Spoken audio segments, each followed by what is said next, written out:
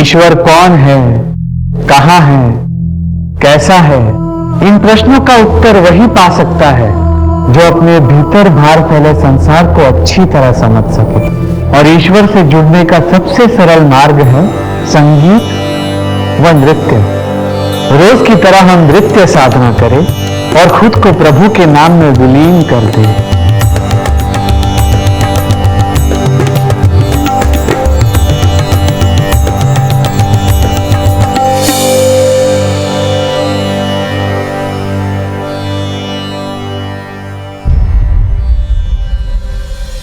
ठहरिए, आपको ज्ञात नहीं, प्रभु ब्रह्मचारी इच्छानंद सरस्वती जी महाराज के विश्राम गृह के आसपास महिलाओं का प्रवेश निषेध है। मुझे बाबा जी से बात करनी है, एक बार बात करवा दीजिए। बाबा महिलाओं से अकेले नहीं मिलते। आपके साथ कोई पुरुष या सगा संबंधी आया है? बाबा जी, पाप मत करो। बोलिए, क्या परेशानी है आपकी? बाबा जी, मैं आपकी बहुत बड़ी भक्त हूँ। आपके आशीर्वाद से मैंने और मेरे पति ने बहुत तरक्की की है। हाल ही में हम लोगों ने एक घर खरीदा है। हम चाहते हैं कि आप हमारे घर आके पूजा करें। हम आपके साथ ही गृह प्रवेश करना चाहते हैं। आप अपने पति को हमारे पास भेज दीजिए, हम अवश्य चलेंगे। ठीक है,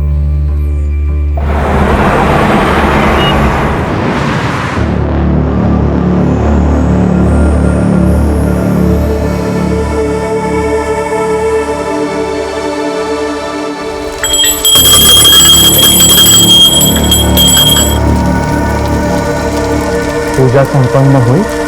अब हम आपसे विदा लेते हैं। बाबा जी, इतनी कड़ी धूप में आप वापस गाजियाबाद जाएंगे, वो भी खाली पेट? नहीं बाबा जी, मैंने आप सभी के लिए भोजन का इंतजाम किया है बाबा जी। बाबा जी, मैंने बिना प्याज लहसुन मसाले का खाना पकाया है, बिल्कुल सात्विक है। अगर आप भोग लगाएंगे तो हम सब खाना खा पाएंगे।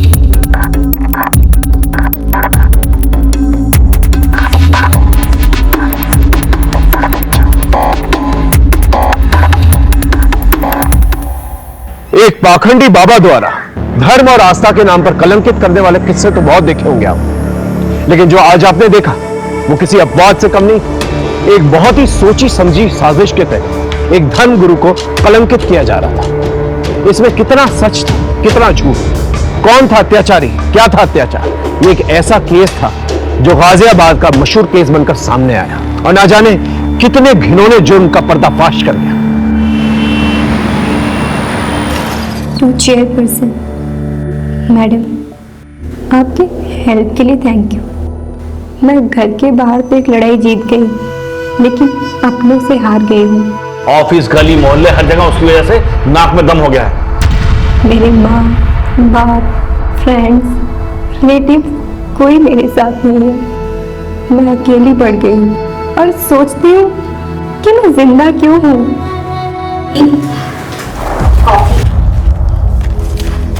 क्या छिपा रहे हो? दी, ये आप लिख रही हो जो अपने स्कूल की टॉपर, अपनी कॉलेज की टॉपर, अपने कॉलेज यूनियन की प्रेसिडेंट रह चुकी है। दी, you were an inspiration to everyone. थी, हूँ नहीं। अब तो ना मेरे पास जॉब है, ना मेरी लाइफ है और ना ही पैसे हैं। दी, मेरी मानो तो आपको पापा की बात मान लेनी चाहिए।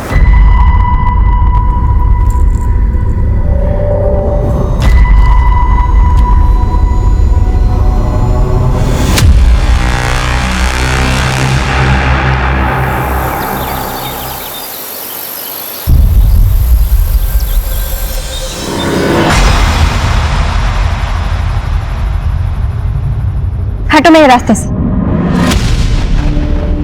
देखो रितु, मैं फिर तुम्हें कह रहा हूँ, केस वापस ले लो, तुम्हारी लाइफ फिर पहले जैसे नॉर्मल हो जाएगी। तू हटेगा मेरे रास्ते से या मैं पुलिस को बुलाऊं? उम्र भर अपने भाई की तरह जेल में सड़ेगा। हटो।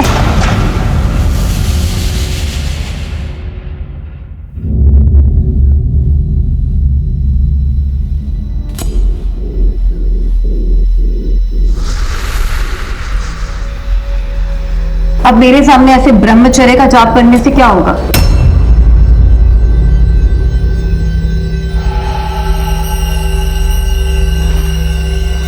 आपकी मनसा क्या है? आपको मैंने कितना समझाया लेकिन आप तो मानी ही नहीं। आप तो अपनी भक्ति और शक्ति से सबके दिल जीतते रह, ऐसे थोड़ी ना चलता है। मैंने अपना शरीर लुटाया है, ऐसे थोड़ी ना चुप रहूंगी। लीजिए, अगर ये चुप बैठ भी गई तो हम चुप नहीं बैठने वाले। क्यों गजेंद्र? मैं चुप नहीं हूँ बाबा जी, वीडियो क्लिप न्यूज चैनल्स भेजने को तैयार है। कुछ अनमजबी भक्तों तक वायरल हो जाएंगे। फिर तो प्रभु देवता से दानव कहलाएंगे। आपको क्या चाहिए? सिर्फ 4 करोड़।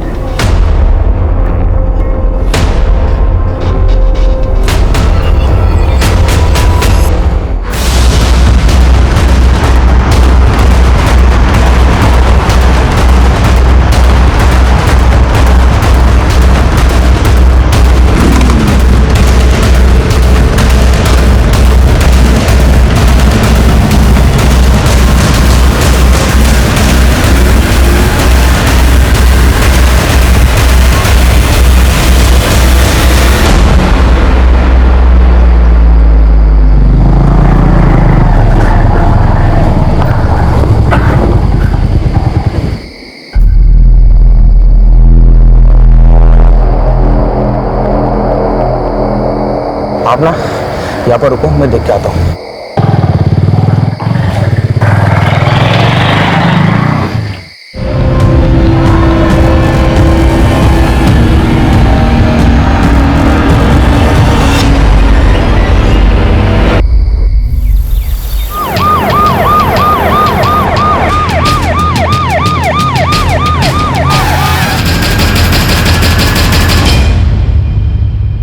पर मुझे लग रहा है इस सब में दीपेश या उसकी फैमिली का इन्वॉल्वमेंट हो सकता है, क्योंकि ऋतु बादल की वजह से उसकी फैमिली को काफी जिल्लत झेलनी पड़ी थी।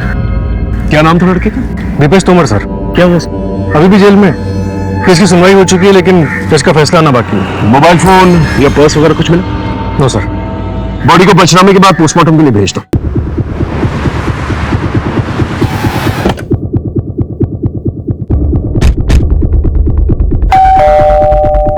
सर हम क्यों उस लड़की को मारेंगे या मरवाएंगे?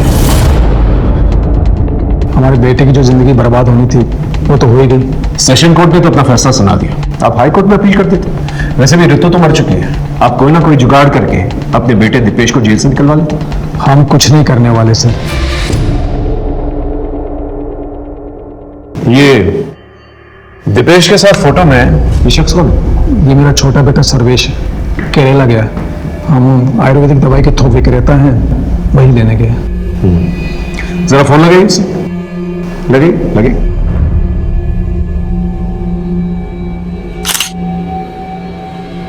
The number you are trying to call is currently switched off. Sir switch off. Switch off. एक काम करो, इनके फिंगरप्रिंट्स लो।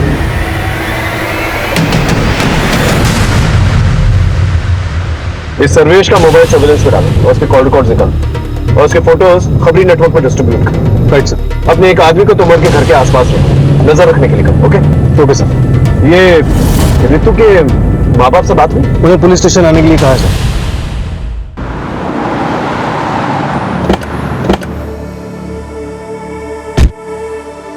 सर मेरी बेटी लड़ाई लड़ते लड़ते थक गई थी, फिर भी उसे किसी ने मार दिया। हमारी ऋतु बचपन से ही दिमाग तेज और निडर लड़की थी, लेकिन इस रेप केस वाली घटना के बाद उसे और हमें सबको तोड़ के रख दिया था सर। उसने कुछ बताया था कि वो उस रात कहाँ गई? उससे ज्यादा कुछ पूछते नहीं थे सर। उससे कुछ पूछते तो वो जल्दी चिढ़ जाते थे। मेरी बेटी अंदर से बहुत ही टूट गई थी। सर, ये लेटर रितु दीदी के डेस्क से मिला था।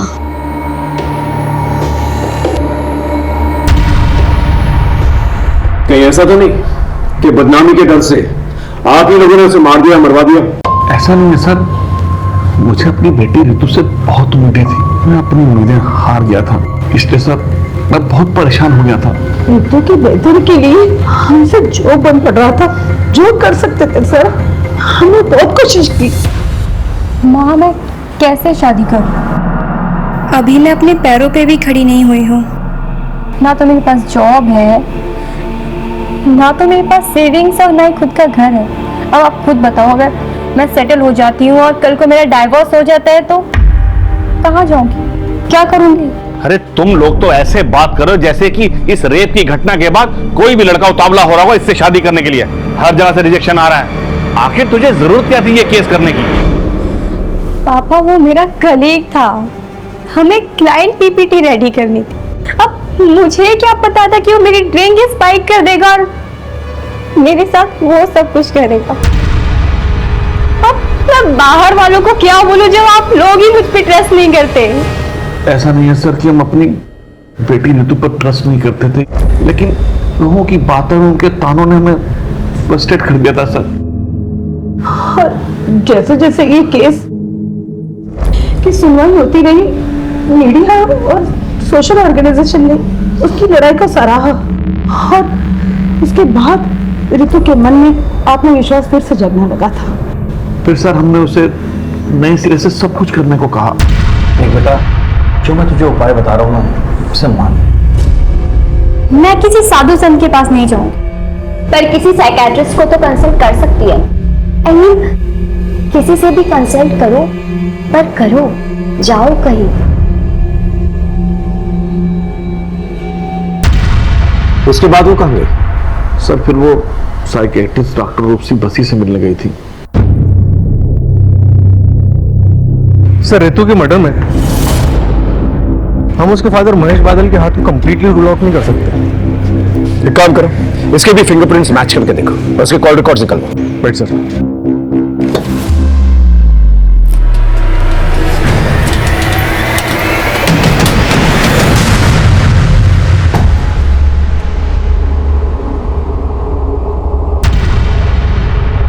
पिछले महीने का चढ़ा हुआ आप पहले ही ले जा चुकी हैं। अब जो कुछ भी जमा पूंजी है यही है। गणो, ये हमारे आश्रम के गहने पैसे हैं, ये हम ऐसे ही किसी को नहीं दे सकते। आप रहेंगे, आपकी आस्था रहेगी, तभी तो ये आश्रम रहेगा।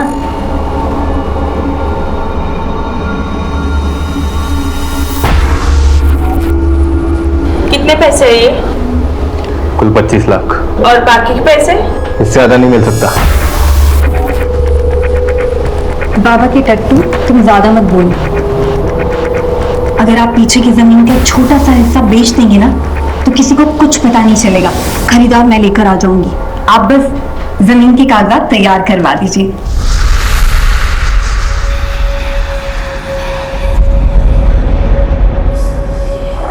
हाँ जी, मैं रितु बादल की साइकियाट्रिस्ट हूँ। रितु मेंटली बहुत स्ट्रांग थी, मेडिटेशन और रनिंग से वो क्विकली रिकवर कर रही थी। डॉक्टर, आज तो रनिंग करते वक्त मेरे पीछे मेरे रेपिस्ट का भाई पड़ गया था। व्हाट? लेकिन मैंने उसे डांट कर भगा दिया। मैंने बोला कि मैं पुलिस में कंप्लेंट कर दूंगी। That's great. ऐसे ही अपनी जीने की चाहत और जोश को बनाए रखो। बस 3-4 सेशन और फिर तुम्हें मेरे पास भी हफ्ते में 2 बार आने की जरूरत नहीं है, महीने में 1 बार आ जाना। एक्चुअली मैं भी आपको यही बताने वाली थी कि अब आगे से मैं आपके पास नहीं आ पाऊंगी, क्योंकि मुझे मेरे स्पिरिचुअल गुरु मिल गए हैं। उनसे बातें करना, उनकी बातें सुनना मुझे बहुत अच्छा लगता है। उस गुरु के बारे में कुछ बताया था उसने? वो कौन था, उसका नाम क्या था? Ichchhanand Saraswati ji Maharaj.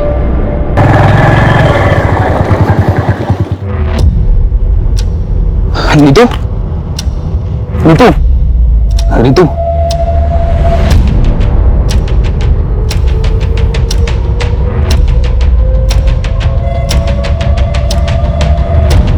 Neetu, I am sorry.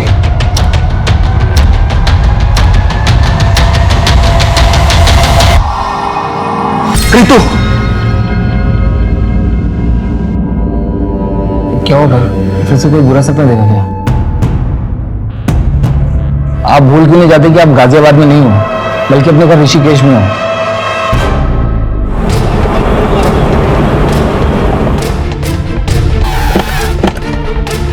कोई कहता है नौकरी परेशान कर रही है, कोई कहता है पत्नी परेशान कर रही है, कोई कहता है माँ बाप परेशान कर रहे हैं, कोई कहता है बच्चे परेशान कर रहे हैं। मेरा उन सब से एक ही जवाब है, अगर इतना परेशान कर रहे हैं तो छोड़ दो। नहीं छोड़ सकते, है ना? तो फिर रास्ते निकालो, जैसे ईश्वर रास्ते निकालता है। कभी ईश्वर से कहते हुए सुना है, मुझे मेरे भक्त परेशान कर रहे हैं? नहीं ना? क्षमा चाहता हूं, आप लोगों को नीचे बैठना पड़ रहा है। जी, ऋतु बादल आपकी शिष्य थी मतलब? जी, उसका मर्डर हो गया। ओम शांति।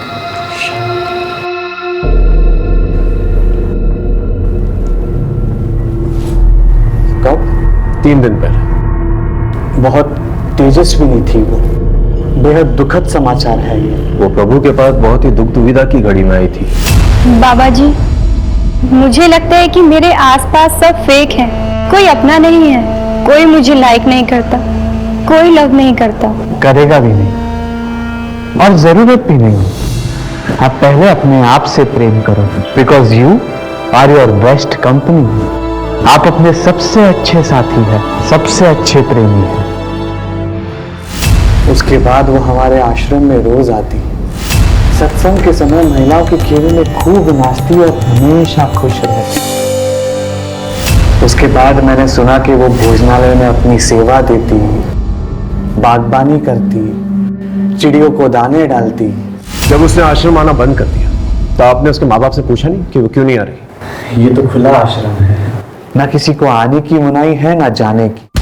वैसे ऋतु बादल में आपने क्या खास नोटिस किया था? लोग कहते हैं कि आश्रम में आने के बाद वो हमेशा खुश रहती थी, जीवन को एक नए सिरे से अपना रही थी। ऐसे में उसकी हत्या हो जाना, ये बहुत दुर्भाग्यवश है। आज के जमाने में बाबा कितने भी अच्छे, मुझे विश्वास नहीं आपने एक आदमी को इस आश्रम के पास तैनात रखा। ये सर्वेश के बारे में कुछ पता चला? नहीं सर, उसका फोन भी बंद जा रहा है और वो घर पे भी नहीं है। एक काम करो, दीपेश से मिलने के लिए, उससे पूछताछ करने के लिए जेल में एक एप्लीकेशन डालो और ये पता करो ये सर्वेश दीपेश के साथ मिलकर जेल में कुछ प्लान तो भी करे। Right sir.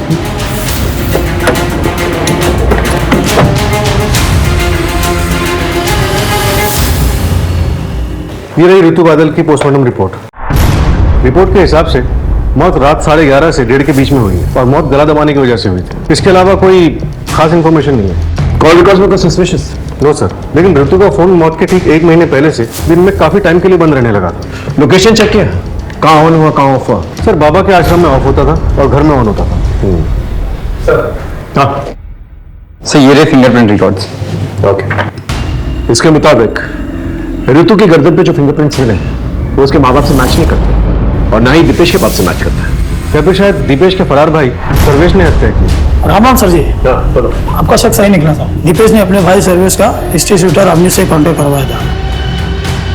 फिर तो सर अवनीश के अड्डे पर धावा बोलता, क्योंकि अब जेल जाकर दीपेश से पूछताछ करने की जरूरत तो नहीं पड़ेगी। राइट।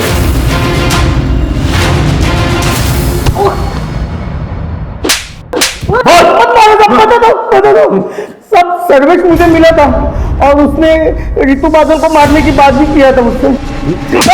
तूने उसे मार डाला? नहीं, मैंने नहीं मारा था, क्योंकि एक रोज पहले वो मुझे एडवांस के पैसे देने वाला था, लेकिन पैसे लेके वो आया ही नहीं।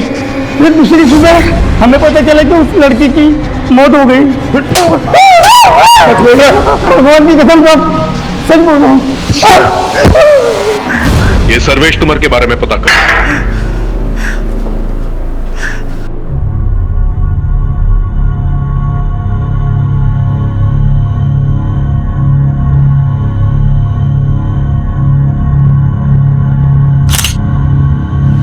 दिखाओ, अच्छी आई है ना? चाहिए। ये देखो। नीतू जी, मैंने आपके बारे में न्यूज़पेपर में पढ़ा था। तो क्या सोचा तुमने? लड़की ने लड़के को फंसा लिया? नहीं, मैंने ऐसा नहीं सोचा। मतलब मैंने सोचा कि आपके अंदर इतनी हिम्मत कहाँ से आई? मतलब आपका रेप हुआ, उसके बाद आप सीधे हॉस्पिटल गई, उसके बाद आपने मेडिकल एग्जामिनेशन करवाया, फिर आप पुलिस स्टेशन गई, रिपोर्ट लिखवाई। क्योंकि मैं अगर पूरे प्रोसेस से नहीं जाती तो कहीं पकड़ा नहीं जाता। मतलब वो इतने बड़े बिजनेसमैन का बेटा, वो तो आप जानते ही हो, और आपको सेंस भी हो गया होगा कि वो कल जाकर आपको बदनाम तो करेगा ही, आपकी नौकरी भी चली जाएगी, आपके परिवार वाले आप पर सवाल भी उठाएंगे। यही तो प्रॉब्लम है, आज तक औरतें और लड़कियां यही सोच सोचकर अत्याचार सहते आ रही, पर अब नहीं। आखिर हमारे समाज में कभी ना कभी किसी ना किसी को तो कदम उठाना पड़ेगा। ये आपने सही कहा। वैसे मैं ना आपका बहुत बड़ा फैन हूँ, मतलब आपको कभी भी मेरी जरूरत पड़े ना तो प्लीज आप मुझे बुलाइए।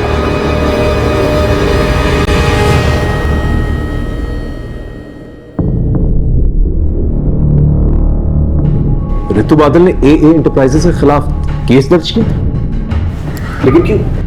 रितु ने मुझे बताया था कि ऑफर लेटर मिलने के बाद जब वो दूसरे दिन जॉब ज्वाइन करने गई तो उन्होंने उसके साथ वियर्ड बिहेव किया। आई एम सॉरी रितु, कंपनी ने आपकी जॉब अपॉइंटमेंट होल्ड पर कर दी। But why? वेल, हमें पता चल गया कि तुम्हें पिछले जॉब से क्यों निकाला गया था। ओह, जस्ट बिकॉज मैंने अपने कलीग पर रेप केस फाइल किया। आपने भी मेरा करेक्टर सर्टिफिकेट बना लिया। आपने एक बार भी ये नहीं सोचा कि शायद वाकई मेरा रेप हुआ था। अजी मेरे साथ है, कल आपके साथ भी हो सकता है। I can understand Ritu, but frankly speaking her company के टॉप मैनेजमेंट मर्द होते हैं, एंड ऑफ द रिकॉर्ड हमारे एमडी को तुम्हें अपॉइंट करने में रिस्क लग रहा है। सीरियसली? आपकी कंपनी तो अपने आप को विमेन फ्रेंडली क्लेम करती है ना, लेकिन आज पता चला आपकी कंपनी की पॉलिसीज भी ड्यूबियस है और आपकी कंपनी भी बाकी की कंपनियों की तरह हिपोक्रेट है। आपने बिल्कुल अच्छा नहीं किया। मैं आपको ऐसे नहीं छोड़ूंगी, मैं इस कंपनी को कोर्ट में सू करूंगी।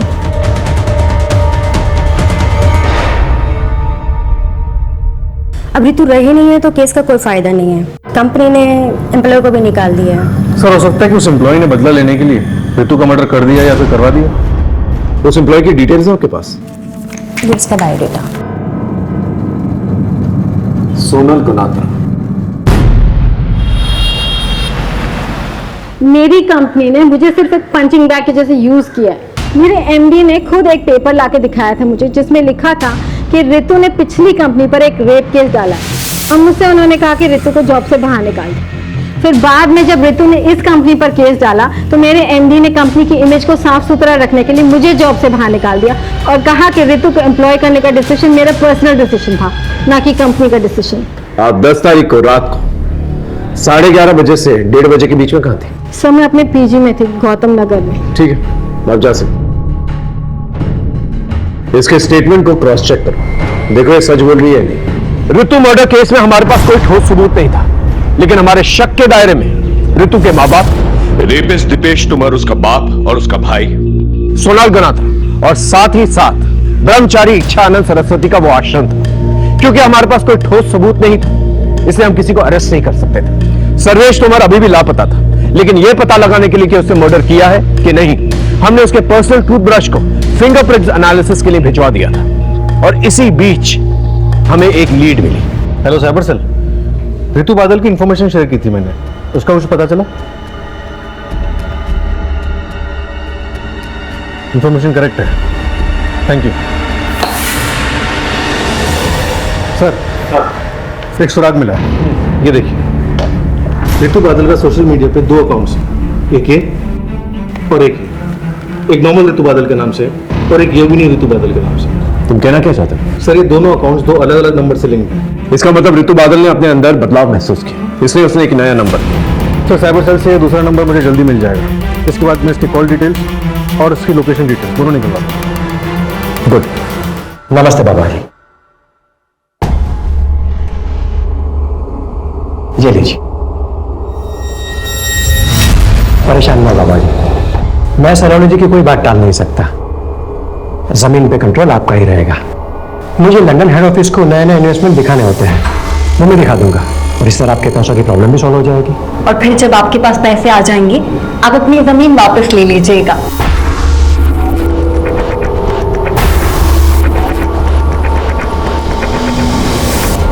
सर, ये देखिए ऋतु के दूसरे नंबर के कॉल रिकॉर्ड्स। ये नंबर ऋतु की मौत से 10 दिन पहले लिया गया था। और सर ये देखिए, 10 तारीख की शाम 6:30 बजे रितु को किसी आनंद प्रसाद नाम के आदमी ने फ़ोन किया था और उसके बाद 10:30 बजे रात को उसका फ़ोन लोकेशन आनंद प्रसाद का घर दिखा रहा है और फिर आधे घंटे बाद उसी एरिया में उसका फ़ोन स्विच ऑफ हो जाता है और 15 किलोमीटर दूर रितु की मौत। तो काम कर, इस आनंद प्रसाद की डिटेल्स निकाल। Okay sir.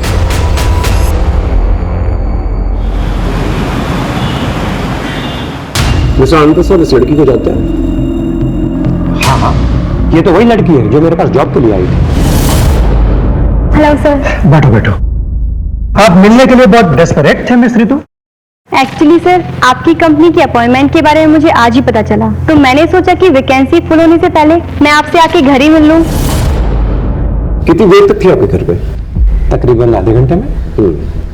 उसके तुरंत बाद उसका मोबाइल नेटवर्क ऑफ हो जाता है और उसके आधे घंटे की दूरी पे उसका मर्डर हो जाता है। क्या बात कर रहे हैं आप? मैंने तो उसे जॉब पे रखने का मन बना लिया था। ठीक है, थैंक यू वेरी मच, आप जा सकते हैं।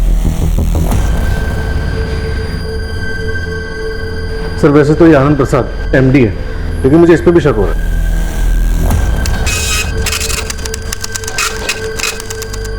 मिस्टर आनंद प्रसाद, ये रहा आपके कॉल रिकॉर्ड्स।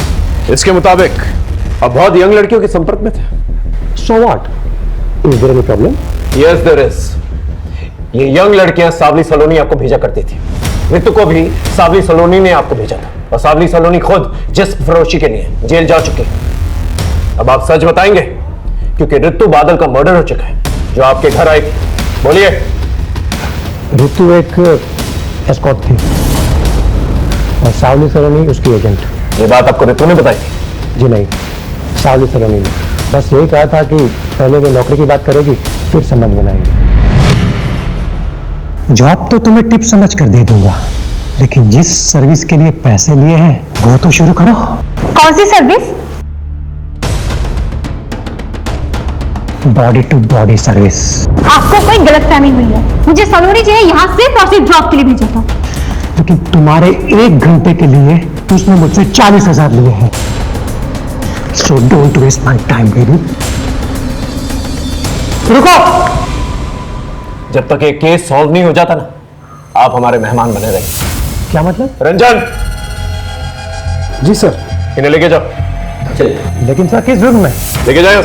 सर क्या किया है मैंने? लेके जाओ। सावली सलोनी को ढूंढना बहुत जरूरी है और ये पता लगाना बहुत जरूरी है कि ये रितु बादल का मर्डर केस सावली सलोनी के सेक्स रैकेट से तो नहीं जुड़ा हुआ और कहीं पर्सनल रंजिश तो नहीं। इस सर्वेश के बारे में कुछ पता चला? सर वो अभी भी अंडरग्राउंड है और सर रितु बादल के गले पे मिले फिंगरप्रिंट्स के निशान सर्वेश के फिंगरप्रिंट से मैच नहीं करते। सर हो सकता है सर्वेश ने खुद ये मर्डर ना किया और ना ही अवनीश चौधरी से करवाया, बल्कि शायद किसी और से करवाया।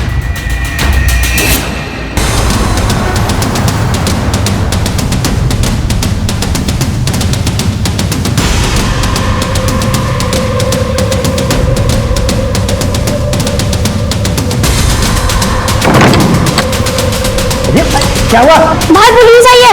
पुलिस? तोड़ दो। पुलिस आ गई।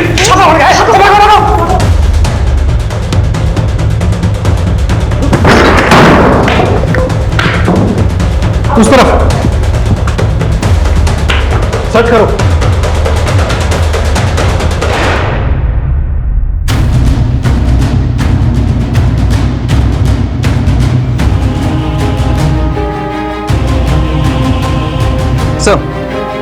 सर एक हार्ड डिस्क मिला है और इसके अलावा सारा सामान रेगुलर है।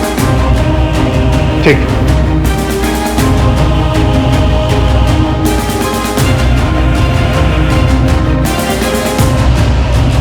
और सर इसमें काफी आदमी ऐसे हैं जो कोई मूवमेंट नहीं कर रहे हैं। ऐसा लगता है जैसे बेहोशी की हालत में। सर एक और वीडियो है।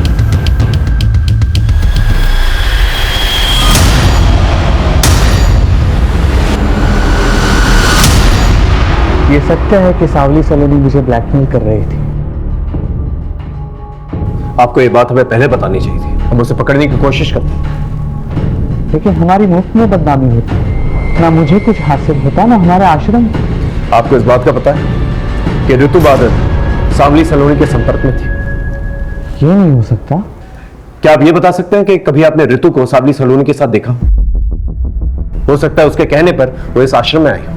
जी नहीं, हमें ऐसी कोई जानकारी नहीं थी। और ऋतु का परिवार हमारे आश्रम से सालों से जुड़ा हुआ है, तो फिर वो सावली सलोनी के कहने पर हमारे आश्रम में क्यों आएगी? ये सावली सलोनी आपको ब्लैकमेल क्यों कर रही थी? यही सवाल मैंने उससे भी किया था। तुम्हारे इस धर्म के धंधे ने, धंधा नहीं, आस्था बोलिए। हाँ हाँ वही वही, तुम्हारे इस आश्रम के कारण लोगों ने मेरे ठिकाने पर दारू पीना, चरस गांजा फूकना, सेक्स करना कम कर दिया है। इन सब की भरपाई के लिए तुमको पैसा देना होगा। हम बहुत जल्द सावली सलोनी को पकड़ लेंगे। अगर वो आपके संपर्क में आती है तो प्लीज हमें इन्फॉर्म कीजिएगा।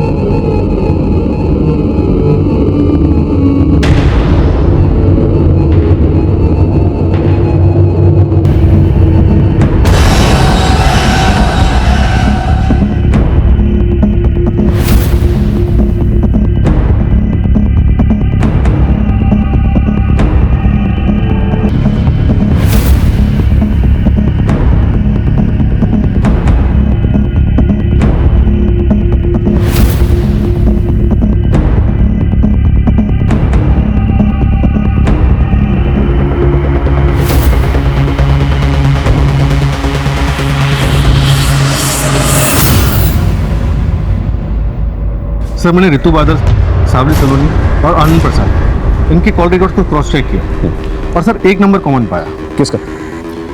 चमन श्रीवास्तव, जिसका फोटो है। ये नंबर हरिद्वार के एड्रेस पर रजिस्टर्ड है और सर इस नंबर की कॉल लोकेशंस और ऋतु की कॉल लोकेशंस सब मैच करती है और ऋतु के मर्डर साइट से भी मैच करती है। और मर्डर के बाद? मर्डर के बाद 2 दिन पहले तक इसका लोकेशन ऋषिकेश ही दिखा रहा है। एक काम करो, तुम ऋषिकेश जाओ और चमन के बारे में पता करो। Sir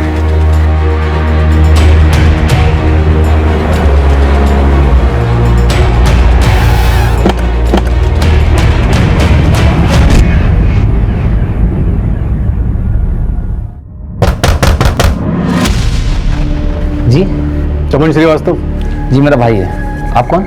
UP police. सर चमन जब से गाजियाबाद से आया था हमेशा परेशान रहता था। वो किसी ऋतु का नाम लेता था। रोज रात वो डरावने सपने देखता था और अचानक नींद से उठ जाता था। और अभी कुछ दिन पहले ही वो वापस गाजियाबाद चला गया। मैं गाजियाबाद जा रहा हूँ, मुझे वहां पर कुछ हिसाब चुकता करना बाकी है। पर सर हुआ क्या? हमें शक है तुम्हारे भाई चमन ने ऋतु बादल नाम की लड़की का खून किया। नहीं सर, मेरा भाई एक कलाकार आदमी है, वो किसी का खून नहीं कर सकता। क्या करता है तुम्हारा भाई? सर चमन पहले फोटोग्राफर था और अब वीडियो बनाने का काम करता है। कहीं वो इसके लिए काम तो नहीं करता? नहीं सर, मैं इसे नहीं जानता। और सर चमन ने मुझे कभी बताया नहीं कि किसके लिए काम करता है।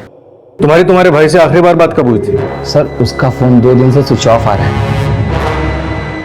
ऐसे बहुत सारे सवाल थे जिसका जवाब अभी तक हमारे पास नहीं था, जैसे ऋतु और चमन का कनेक्शन, ऋतु और सावली सलोनी का कनेक्शन, और इन सब में सावली सलोनी इच्छानंद सरस्वती को ब्लैकमेल क्यों कर रही थी। जब तक हम इन सवालों के जवाब ढूंढते हमें एक लाश मिली जिसने हमारी उलझने और भी बढ़ा दी।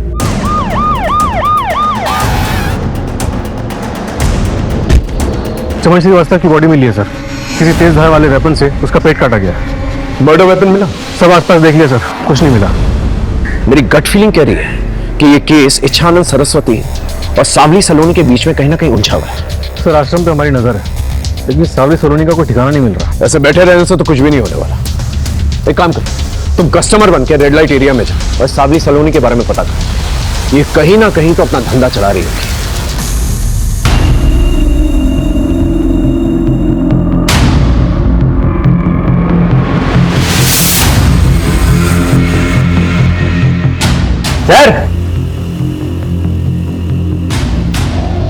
सर क्या चाहिए? एक बात बताओ, कुछ कॉलेज का कौला माल मिलेगा क्या? एकदम बढ़िया पटाखा, मतलब वो समझते हो ना एयर होस्टेस मॉडल टाइप का वैसा। यहाँ तो सिर्फ इंफॉर्मेशन मिलेगा, बाकी काम तो होटल में होगा, लेकिन पैसा बहुत लगेगा। तो भैया पैसों की चिंता मत करो, बस तुम माल दिखाओ तो एकदम टकाटक होना चाहिए। एक मैडम है, बात करके बताता हूँ।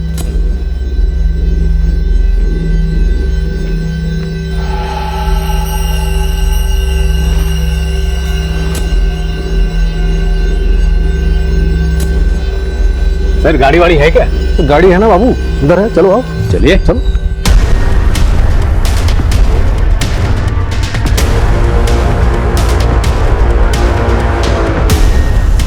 ये लोग आनंद विहार की तरफ जा रहे हैं, फॉलो करते रहे, लेकिन डिस्टेंस बना के रखें।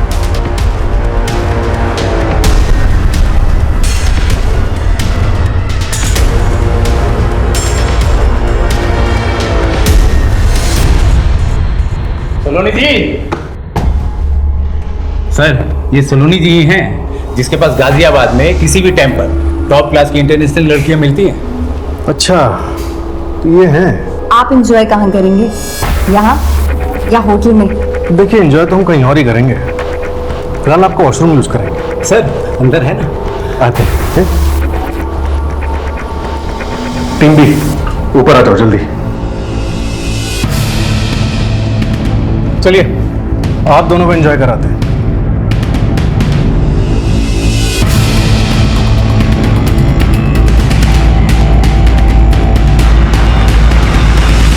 बहुत नचाया तुमने हमें सावली सलोनी, अब सच बोलने का टाइम आ गया है। क्यों मारा ऋतु को?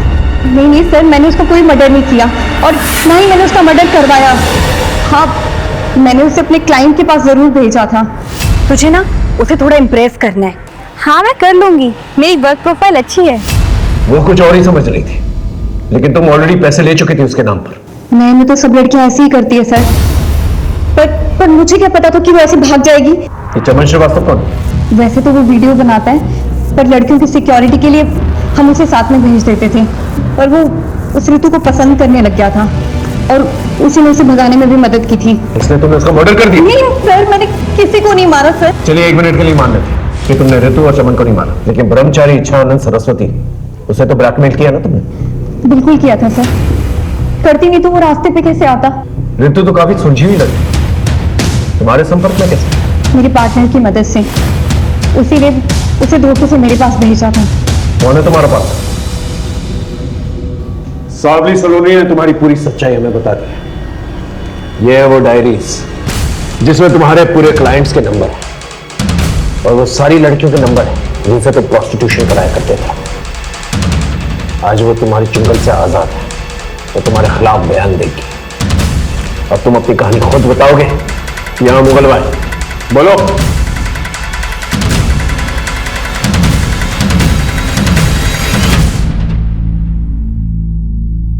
देखिए, मैं पहले ही क्लियर कर दूं कि ना ही मैंने ऋतु को मारा है ना मरवाया है। वो तो मुगल भाई देंगे, पहले तुम अपनी काली करतूतों के बारे में बताओ। संभोग और समाधि, ये दोनों ऐसी चीजें हैं जिससे भारत देश में किसी भी मूर्ख या किसी भी होशियार को लपेटा जा सकता है। मैं 5 स्टार होटल में सिक्योरिटी गार्ड की नौकरी किया करता था। वहां मैं देखता था साधु महात्मा को कुछ युवतियों के साथ आते जाते। बस उसी दिन से मुझे मेरा जीवन सत्य मिल गया। मैंने मंदिर बनवाया और फिर मसाज पार्लर के जरिए देह व्यापार का धंधा शुरू किया। और फिर तुमने सावली सलोनी जैसे धंधे वाली से कनेक्ट किया, है ना? मैं सावली सलोनी जैसे लोगों के पास लड़कियां भेजता और फिर दूसरी बार उन्हीं क्लाइंट्स के साथ डायरेक्टली डील करता। इसलिए सावली सलोनी अपना पैसा निकलवाने के लिए तुम्हें ब्लैकमेल कर रही थी। अरे ऐसे थोड़ी ना, हमारा नेटवर्क कश्मीर से लेकर कन्याकुमारी तक और सूरत से लेकर कोलकाता तक फैला हुआ है। आप देश विदेश कहां भी जाओ, हमारी सेवाएं आपको एक फोन कॉल में उपलब्ध की जाएंगी। वो 7वां फोन हमें मिल चुके हैं, और वो नई लड़कियों को जो नया नंबर देते थे उसके बारे में ही पता चल चुका है, जैसे तुमने ऋतु को दिया था।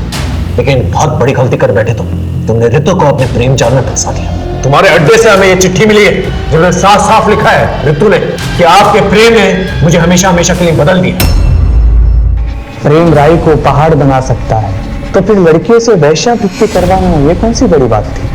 वो मेरे प्यार में बाहर कुछ ना बोलती और फिर धीरे धीरे उन्हें उस जीवन की आदत पड़ जाती।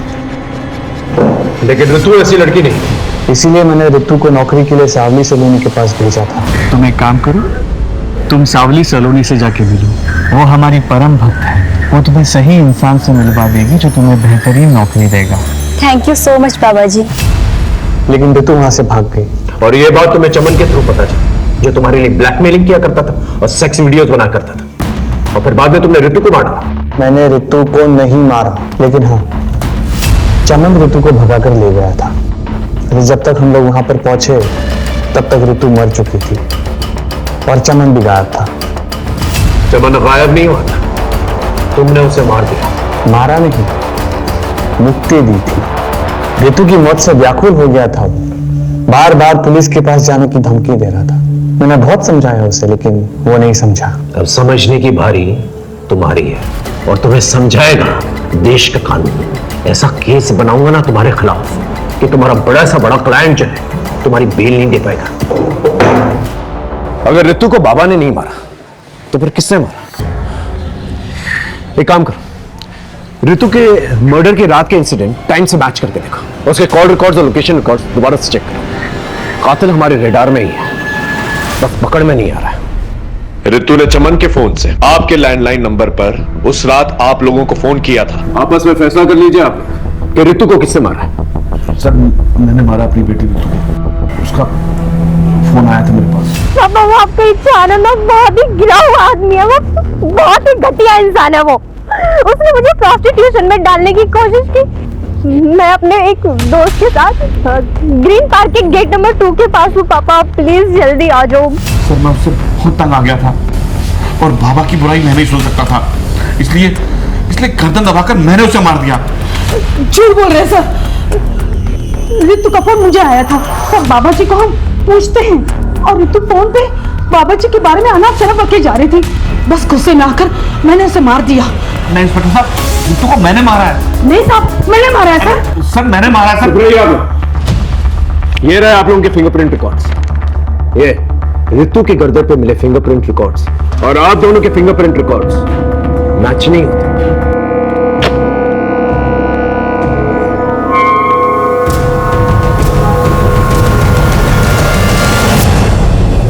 हाँ, मैंने मारा रितु को।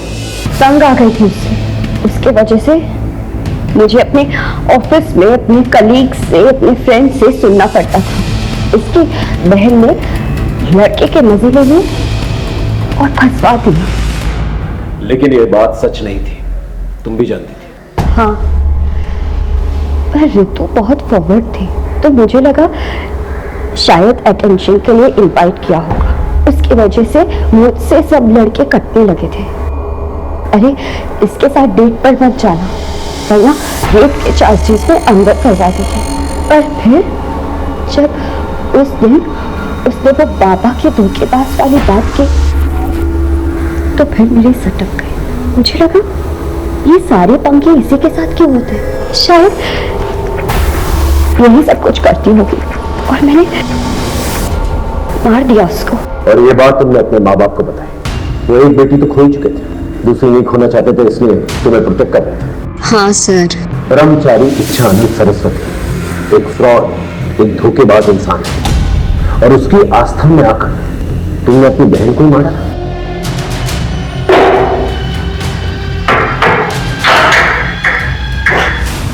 ब्रह्मचारी इच्छानंद सरस्वती उर्फ अनुज अजय द्विवेदी, उसके सपनों ने उसे गलत रास्ता इख्तियार करने पर मजबूर किया, जबकि मधु ने अपना संयम और आपा खोया। खून और आदर्शों के रिश्तों पर भरोसा ना करके उसने अधर्म का रास्ता चुना और गुनाह कर बैठी। पैसों और जिस्म की रंगीनियों से दूर रहे। देखते हैं हमारे आज के एपिसोड की दूसरी। सर आज इनके मीडिया में इंटरव्यू दे रहे हैं, वो आपका बेटा है। व्हाट रमेश, वो हमारा बेटा कैसे हो सकता है? बकवास है ये अपोजिशन वालों की चाल है हमें बदनाम करने की। नमस्कार, मैं सीनियर इंस्पेक्टर रंजीत ठाकुर और क्राइम पेट्रोल दस्तक के इस भाग में आपका स्वागत करता हूं। आज मैं आपको एक ऐसा केस दिखाने जा रहा हूं जो अपने आप में यूनिक है, क्योंकि एक समय में इस केस ने पूरे हिंदुस्तान को हिलाकर रख दिया था। एक वरिष्ठ नेता के चरित्र को संदेह के घेरे में खड़ा कर दिया था। लीडिंग पार्टी के नेता यशवंत मिश्रा की कुर्सी और उनकी साख दोनों को हिलाकर रख दिया था। यशवंत मिश्रा को खुद के बारे में एक ऐसी खबर मिली जिसे वो मानने के लिए तैयार ही नहीं थे। आपके बेटे अजिंक्य ने आपके ऊपर जो आरोप लगाया, क्या वो सच है? देखिए, इसके बारे में मुझे कुछ नहीं कहना है। चलो हटिए, चलो चलो सर। सर, एक मिनट। लेकिन उनके ना मानने से कुछ नहीं हुआ, क्योंकि ये खबर पूरे देश में फैल चुकी थी। सारे अखबार, टीवी चैनल्स, यहाँ तक कि चाय की दुकानों और आम लोगों के ड्राइंग रूम में भी यही चर्चा का विषय था। यशवंत मिश्रा का इतना लंबा पॉलिटिकल करियर खतरे में पड़ गया था और इस खबर से पीछा छुड़ाने के लिए वो कुछ भी करने के लिए तैयार थे। पैसा देख और इस तमाशे को यही खत्म कर। तू क्या मेरा मुंह देख रही है? समझा अपने बेटे को नहीं तो सिर्फ इनका ही नहीं, आपका भी बेटा हूं मैं। तुझे पता है तू किसके साथ बात कर रहा है?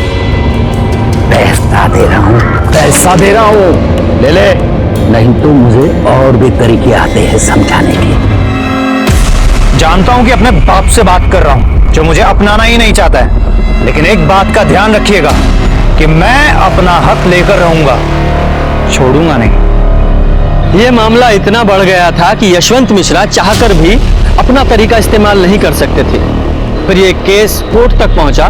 कोर्ट ने यशवंत मिश्रा के डीएनए टेस्ट का ऑर्डर दिया और डीएनए टेस्ट में साबित हुआ कि अजिंक्य यशवंत मिश्रा का ही बेटा है और हार कर यशवंत मिश्रा को भी मानना ही पड़ा और उन्होंने अपने हथियार डाल दिए। हम आज आप सबके सामने ये स्वीकार करते हैं कि अजिंक्य हमारा ही बेटा है। हम रोहिणी से शादी करेंगे और इन दोनों को अपना नाम देंगे। अब से अजिंक्य यशवंत मिश्रा है। आओ बेटा। इसके बाद अजिंक्य यशवंत के साथ रहने लगा और उसने अपने पिता की पार्टी भी ज्वाइन कर ली। कुछ समय बाद बीमारी के कारण यशवंत मिश्रा का निधन हो गया और उसके कुछ सालों के बाद अजिंक्य का भी मर्डर हुआ और यहीं से हमारा केस और हमारी कहानी शुरू होती है।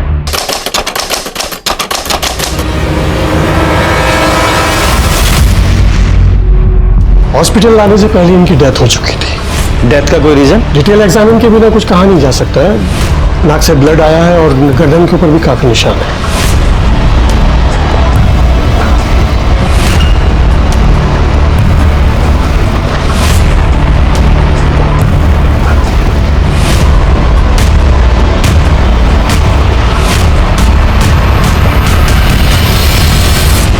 आप में से सबसे पहले बॉडी को किसने देखा? हमने देखा था साहब। आज दोपहर में 3 बजे बाबा को उठाने गए तो बाबा 3 बज गया बाबा।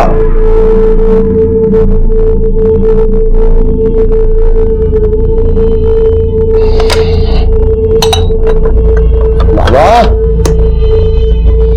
बाबा प्रोजेक्टा बिटिया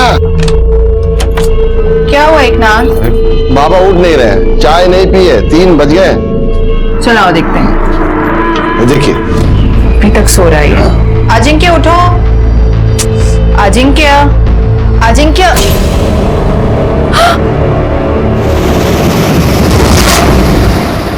आप दोनों के अलावा उस समय घर में और कौन था? घर में एक नौकर और था, राजू। या क्या फालतू सवाल पूछ रहे हैं? जब आपकी आंखों के सामने ये लड़की बैठी है जिसने मेरे बेटे को मार डाला, उसके बावजूद आप इतने विश्वास से कैसे कह सकते हैं कि इन्होंने मारा है? ये चुड़ैल, आप इसकी भोली भाली सूरत में मत जाइए। इसकी वजह से एक माँ को अपने बेटे से दूर होना पड़ा। इसकी वजह से मैं बगल वाले घर में रहती हूँ। इसने माँ बेटे को दूर कर दिया। इसकी वजह से सब हो गया है। आप अपने बेटे के साथ नहीं रहती, उसके बगल वाले घर में रहती हैं। अच्छा, आपने आखिरी बार अपने बेटे को कब देखा था?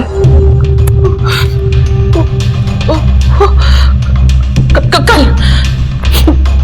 आज सुबह भी मैं घर गई थी। मैं चाह रही थी कि मैं उसे अपने साथ हॉस्पिटल लेके चलूं। हॉस्पिटल? क्यों?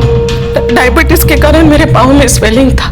मैं चाह रही थी कि मैं अपने बेटे के साथ हॉस्पिटल जाऊं। मैं उसके लिए उसे पूछने के लिए उसके घर गई तो एकनाथ ने बताया कि वो सोया है। फिर मैं खुद अकेली आ गई हॉस्पिटल। जब आप अपने बेटे के घर गई थी तो आपकी बहू प्राजक्ता भी वहीं थी? मुझे नहीं पता, मैंने पूछना जरूरी नहीं समझा। और जब यहाँ आई तो मुझे पता चला कि मेरे बेटे को भी यहीं ला रहे। इस नाम से मुझे पता चला सर मेरा बेटा मर गया। लेकिन सर मेरा बेटा मरा नहीं, इसने इस नाई ने उसे मार डाला सर। ये चोर ये चढ़ेले मारा। आप शांत हो जाइए प्लीज। सिस्टर को लेके relax. Yadav ji sir, body को पोस्टमार्टम के लिए भेजिए और अपनी फॉरेंसिक टीम को लेकर अजिंक्य के घर पे जाइए। घर की अच्छे से तलाशी लीजिए और खासकर उस जगह की जहां पे अजिंक्य की लाश मिली। ठीक है सर। और आप स्टेटमेंट के लिए हमारे साथ पुलिस स्टेशन आइए। जी।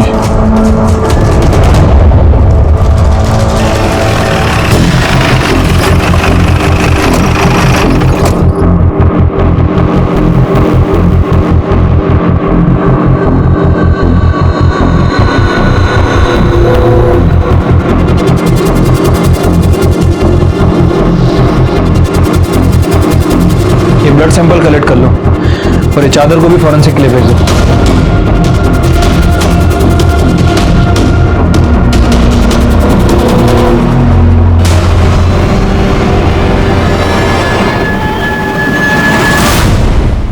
यहाँ तो सिर्फ मेल के कपड़े हैं, तुम्हारी मैडम का सामान कहाँ है? साहब उनके कपड़े उस कमरे में है, वो उस बेडरूम में रहती है ना। वो वहां रहती है? हाँ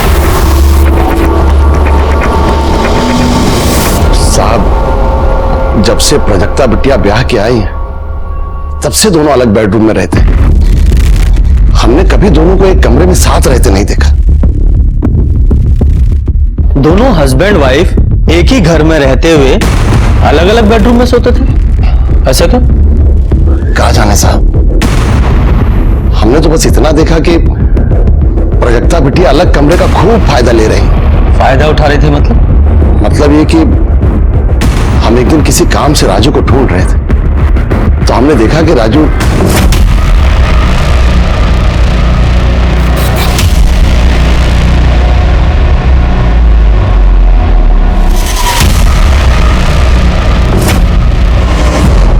साहब हम तो रसोई है, खाना बनाना और परोसना हमारा काम है। ज्यादातर हम किचन में ही रहते हैं। अब घर में क्या होता है क्या चलता है हमको नहीं पता साहब। ये दिखाई भी देता है और सुनाई भी पड़ता है। तो घर में क्या हो रहा है ये तो दिखाई दिया होगा, सुनाई दिया होगा कुछ, या खाना बनाने के अलावा प्राजक्ता मैडम के पैरों की मालिश से ही फुर्सत नहीं मिलती? ऐसी बात नहीं है साहब। हाँ हमने एक दो बार पैर जरूर दबाए थे जब उनकी तबीयत खराब थी। ये लीजिए मैम साहब पानी।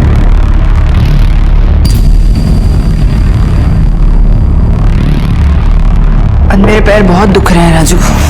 मैं दबा दूं? नहीं ठीक है, मैंने दवाई खाई है, ठीक हो जाएगा। मैम साहब गोली असर करने में बहुत वक्त लग जाएगा, आप रुको यहीं पे, मैं तेल लेके आता हूँ, दवा देता हूँ। बहुत भली मैम साहब है साहब, हमको दया आ गई। ऐसी कोई बात नहीं जैसा आप सोच रहे हैं। अजिंक्य के बाबा पे हमको बहुत दुख हुआ।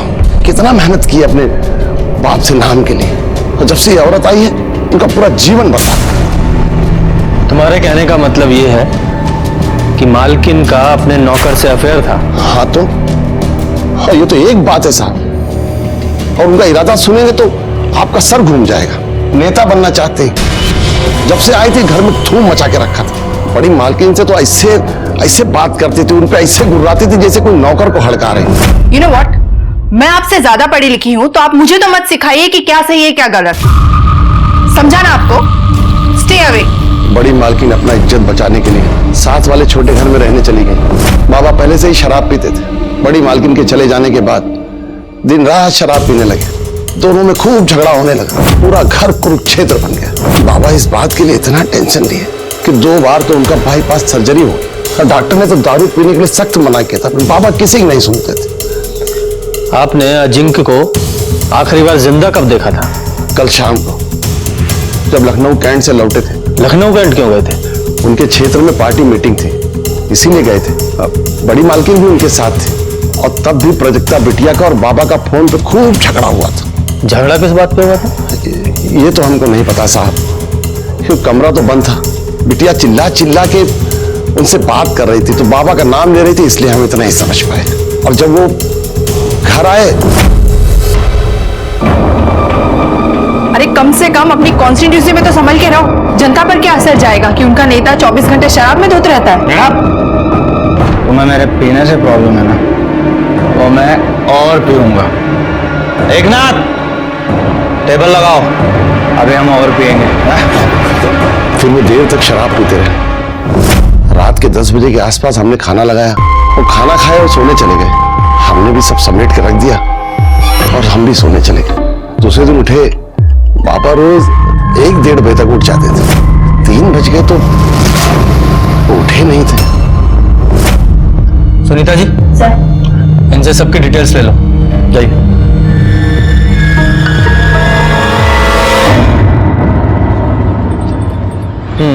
Thank you.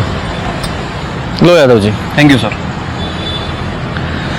यादव जी, ये सबसे पहले ना हमें इस केस के लिए ये मिश्रा फैमिली है, इसके इंटरनल प्रॉब्लम को फिगर आउट करना पड़ेगा और उसके लिए प्राजक्ता को काउंटर करना बहुत जरूरी है। Right sir. वैसे वो रोहिणी और एकनाथ भी प्राजक्ता के बारे में ही बोल रहे थे, और सर रोहिणी ने तो यहाँ तक कह दिया था कि प्राजक्ता ही मर्डरर है। उसके कहने से क्या होता है, हमें सिक्के का दूसरा पहलू भी तो देखना है, और उसके लिए सबसे पहले हम कल सुबह प्राजक्ता से बात करेंगे।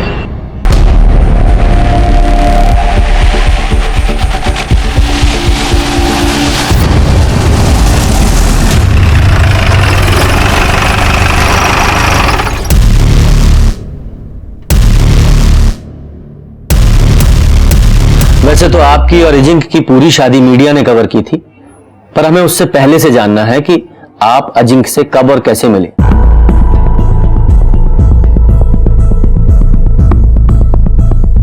हमारी मुलाकात 3 साल पहले मैट्रिमोनी साइट में हुई थी। उस वक्त मैं एनजीओ में काम करती थी। घर वालों की तरफ से शादी का प्रेशर था, इसलिए मैट्रिमोनी साइट में अकाउंट खोला था। वहीं मुझे अजिंक्य मिले थे। फिर मैंने अजिंक्य को कांटेक्ट किया और कुछ मुलाकात में ही हम एक दूसरे को पसंद करने लगे। फिर हमने डिसाइड किया कि शादी से पहले हमें कुछ वक्त लिव इन में बिताना चाहिए ताकि एक दूसरे को समझ सके, और ये जानना भी जरूरी था कि हम शादी के बाद पूरी जिंदगी एक दूसरे के साथ रह सकते हैं या नहीं। 1 साल लिव इन में बहुत अच्छे से गया और उसके बाद हमने शादी कर ली। जब हम लिव इन में थे तब अजिंक्य ड्रिंक करते थे पर ओकेशनली करते थे। पर शादी के बाद पता नहीं क्या हुआ, उन्हें जो 24 घंटा शराब में धोते रहते थे। इस वजह से हमारे झगड़े भी होते थे, लेकिन हमारे झगड़े का कारण सिर्फ शराब नहीं थी। मतलब मिश्रा फैमिली का पास्ट, स्पेशली अजिंक्य का, जो बार बार हमारे रास्ते की दीवार बन रहा था। कैसा पास्ट? मीनल शर्मा, वो हमारी शादी के सख्त खिलाफ थी। उन्हें कन्विंस करने के लिए मैं उनके घर तक गई थी। अरे प्राजक्ता, तुम्हें ऐसा क्यों लगा कि मैं तुमसे नाराज होंगी? बल्कि मैं तो बहुत खुश हूँ कि अजिंक्य तुमसे शादी कर रहे हैं। मैं तुम्हारी शादी में जरूर आऊंगी। लेकिन फिर भी वो हमारी शादी में नहीं आई। वो आपकी शादी के खिलाफ क्यों थी? इंस्पेक्टर, कहने को तो मीनल अजिंक्य की दूर की भाभी है, लेकिन कोई भी उन्हें देखकर बोल सकता था कि वो लवर्स हैं। अजिंक्य अपना अधिकतर वक्त उसके साथ बिताते थे, घंटों उससे बात करते थे। फिर एक दिन मैंने उन्हें टोका तो वो बोले कि तुम्हारा दिमाग खराब है क्या? मुझे मेरी अपनी भाभी से मिलने और उससे बात करने में तुम्हें क्या प्रॉब्लम है? तुम कहीं वो टिपिकल बीवी की तरह मेरी लाइफ को कंट्रोल तो नहीं करना चाहती? फिर कुछ दिन बाद मैं मैके चली गई और एक दिन अचानक बिना बताए आ गई। फिर मैंने अजिंक्य से इस बारे में बात करी और उसने कन्फेस किया कि उसका और मीनल का अफेयर चल रहा है। लेकिन उसने मुझे ये भी कहा कि अब वो उससे ब्रेकअप कर लेगा और धीरे धीरे सब कुछ ठीक कर देगा। धीरे धीरे सब ठीक हो रहा था, लेकिन शादी के बाद भी हम फिजिकल नहीं थे। यहाँ तक कि उसने मुझे छुआ तक नहीं था, जबकि लिव इन में ऐसा नहीं था। मुझे लगा कि मुझे ही कोई पहल करनी चाहिए, इसलिए उस रात को मैं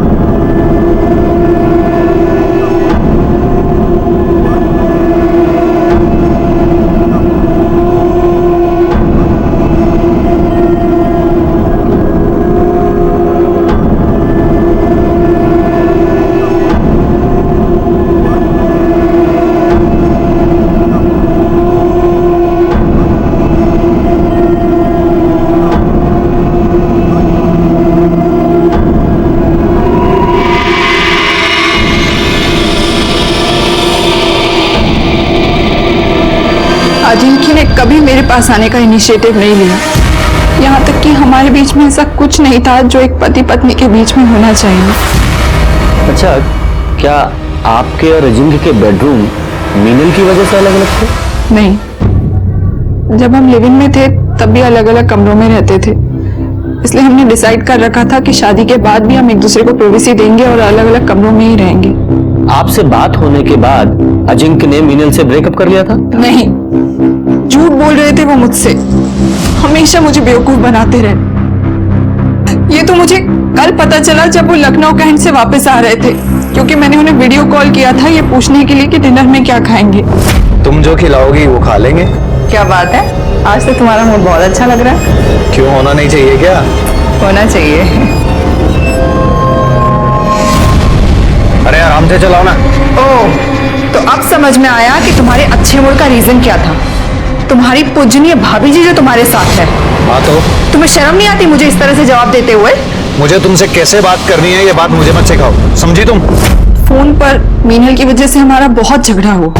मैंने तो ये भी सुना था कि मीनल का जो 6 साल का बच्चा है नीलेश, वो भी अजिंक्य की औलाद है। मीनल के पति सुबोध को शायद इस बात से कोई प्रॉब्लम नहीं थी, लेकिन मुझे थी। इसलिए उस रात जब अजिंक्य शराब के नशे में धुत आए और शराब पीने बैठे, तब मैंने उनसे इस बारे में बात करी। तुमने जिस चीज के लिए अपने पिताजी से लड़ाई करी, आज खुद भी वही कर रहे हो। क्या सीखा उनसे कि शादी के अलावा नाजायज बच्चे कैसे पैदा करते हैं? क्या बकवास कर रही है? तुझे मेरी नहीं दूसरों की बात पर भरोसा है? मतलब नीलेश तुम्हारा बेटा नहीं है? हाँ, वो मेरी औलाद है और वो शादी के बाद नहीं, शादी से पहले की है। तुझे सच सुनने का बहुत शौक है ना, तो और सुन। मैं शादी के बाद एक नहीं, हजारों औरतों के साथ सोया और आगे भी सोऊंगा, समझी?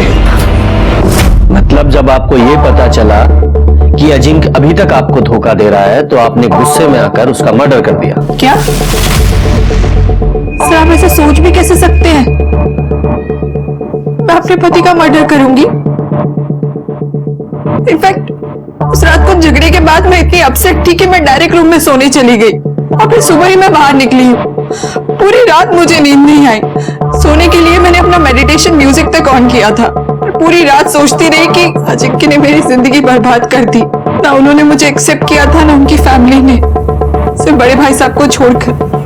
ये बड़े भाई साहब कौन है?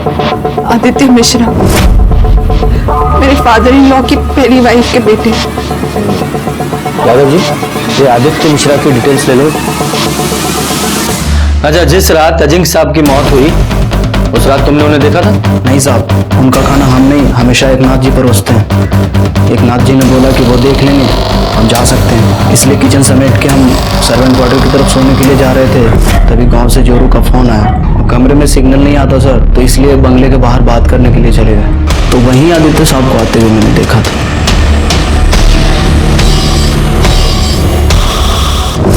ये आदित्य कितने बजे आए थे? 11 बजे के आसपास आए होंगे सर। और वापस कितने बजे गए? वही आधे घंटे के बाद 11:30 बजे के आसपास। यकीन से कह सकते हो कि वो हड़बड़ी में निकले थे, मतलब जल्दबाजी में थे? हाँ साहब, वो एकदम हड़बड़ी में थे और तेजी से निकल गए। अच्छा, उस रात वो अजिंक्य से मिले थे? कुछ झगड़ा वगैरह हुआ था आपस में दोनों का? साहब, हम बाहर हेडफोन लगा के अपनी जोरू से बात कर रहे थे, इसलिए अंदर का कुछ सुना नहीं। और अजिंक्य बाबा से तो हम कोसों दूर रहते थे साहब। वो बहुत बकलोल आदमी थे। उनकी माताजी भी उनके पीने और बुरी आदतों से परेशान रहती थी। हम एक दिन अपने कानों से सुने थे, वो बोल रही थी कि उसको भगवान उठा ले तो सुकून मिले। यादव जी सर, इसकी डिटेल्स ले लो। और ये आदित्य को पुलिस स्टेशन बुलाओ पूछताछ के लिए। ठीक है सर। पोस्टमार्टम रिपोर्ट का क्या हुआ? कल तक आ जाएगी सर।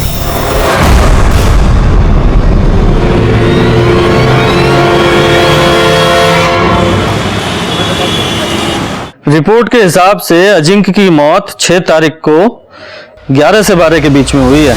हाँ सर, और बॉडी को सबसे पहले एकनाथ ने देखा था दोपहर 3 बजे के आसपास, ऑलमोस्ट 15 घंटे बाद। ब्लड में अल्कोहल की भारी मात्रा भी है, गले पे खरोंच के निशान भी।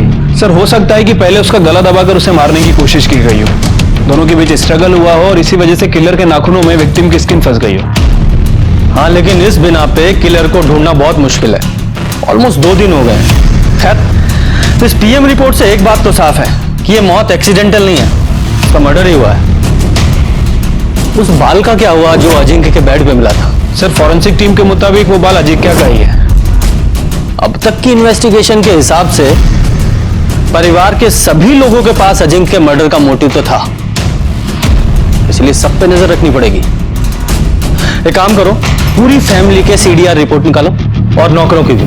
ठीक है सर, आदित्य मिश्रा 6 तारीख से लापता है और उसका फोन भी नॉट रीचेबल आ रहा है। राजू ने बयान दिया था कि आदित्य मिश्रा अजिंक्य के घर में रात को 11 बजे घुसा था और 11:30 बजे बाहर निकल गया था, और अजिंक्य का मर्डर भी 11 से 12 के बीच में हुआ है। कहीं ये आदित्य मिश्रा ही तो उसका मर्डर करके नहीं निकल गया? गायब भी है। सुनीता जी, इस आदित्य मिश्रा के कॉल रिकॉर्ड्स और लोकेशन निकलवाओ। सर।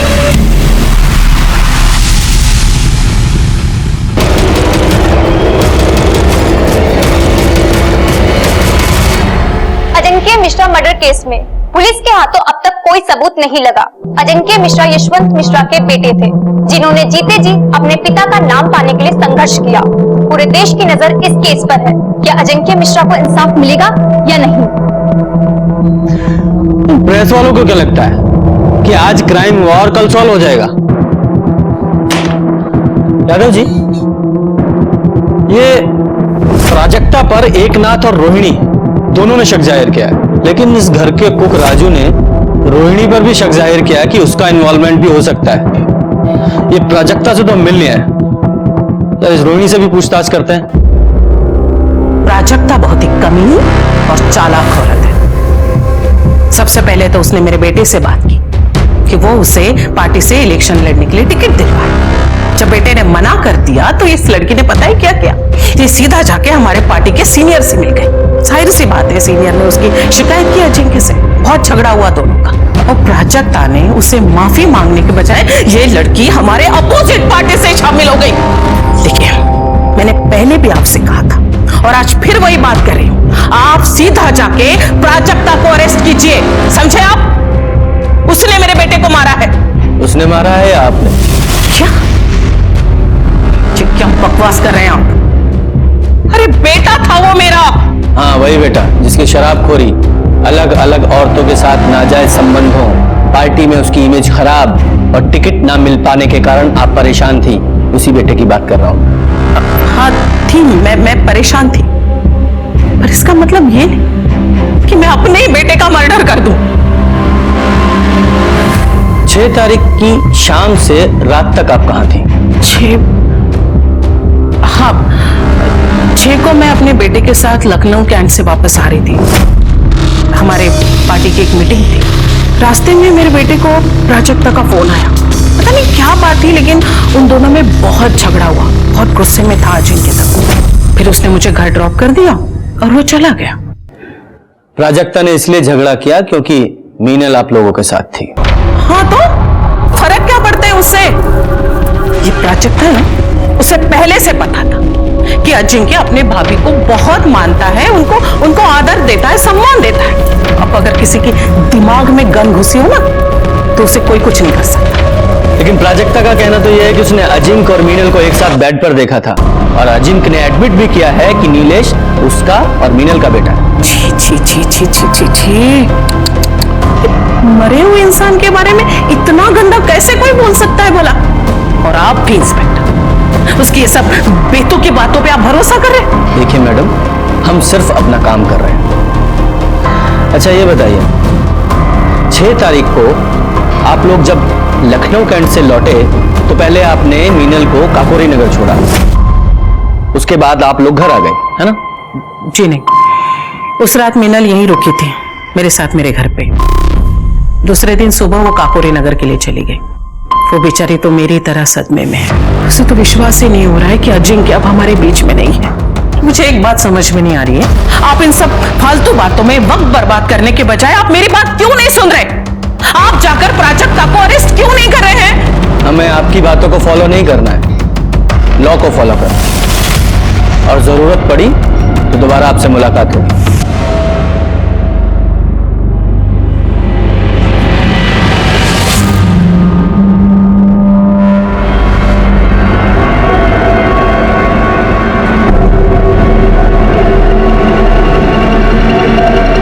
सुनो, अभी पुलिस आई थी पूछताछ करने, तुमसे भी पूछताछ करेंगे। संभाल के रहना, संभाल के जवाब देना। और हाँ, उस रात के बारे में कुछ मत कहना।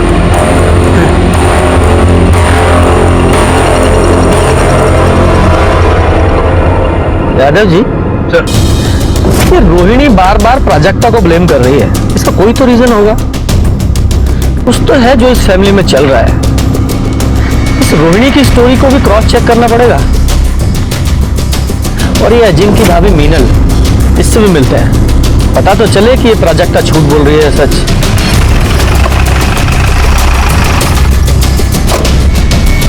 प्राजक्ता इतनी कमीनी है कि उसे अच्छी तरीके से मालूम था कि अजिंक्य मेरे भाई जैसा था, फिर भी उसने मुझे और अजिंक्य को बदनाम करने में कोई भी कसर नहीं छोड़ी।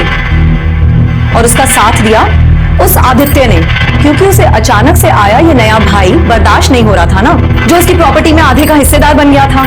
नीलेश अजिंक्य का बेटा है, ये अफवाह भी उसी ने फैलाई थी। इससे मेरी शादी तो टूटने के कगार पर थी ही, अजिंक्य के घर की शांति भी चली गई। लेकिन आदित्य ऐसा क्यों करेगा? क्योंकि वो अजिंक्य का पॉलिटिकल करियर बर्बाद कर देना चाहता था। एक बात बताइए, 6 तारीख को आप अजिंक्य के साथ लखनऊ कैंट क्यों गई थी? क्योंकि वो चाहता था कि मैं उसके साथ जाऊं। मेरे साथ वो रिलैक्स फील करता था और उसका असर भी हुआ। उस दिन जिस मीटिंग में हम गए थे, वो मीटिंग बहुत अच्छी हुई, लेकिन उस प्राजक्ता ने कॉल करके और लड़ाई करके अजिंक्य का पूरा मूड बर्बाद कर दिया। अच्छा, अजिंक्य ने आपको रोहिणी जी को ड्रॉप किया, उसके बाद आप अजिंक्य से मिली थी? नहीं, रोहिणी जी और मैं जब घर पहुंचे तो उसके बाद हमने खाना खाया और मैं वहीं सो गई। फिर अगले दिन सुबह उठी और कैब लेकर सीधा यहाँ काकोरी नगर अपने घर आ गई। सर, अजिंक्य की मौत में प्राजक्ता का ही हाथ है। वो और उसकी तांत्रिक माँ ने मिलकर ही अजिंक्य की जान ली है। मतलब ये कि उसकी माँ जादू टोना करती है। और ये मैं ऐसे ही नहीं कह रही हूँ, ये मैं एक्सपीरियंस से आपको बता रही हूँ। जब प्राजक्ता ने मेरे और अजिंक्य के बारे में अपनी माँ के आगे बकवास की, तो वो यहाँ मेरे घर मुझसे लड़ने के लिए आई थी। दूर रहना अजिंक्य से। अगर तूने मेरी बेटी का घर तोड़ा तो मैं तुम्हारी गृहस्थी भी बसने नहीं दूंगी। ये देख रही हूं, इसमें तुम्हारी जान बसी है।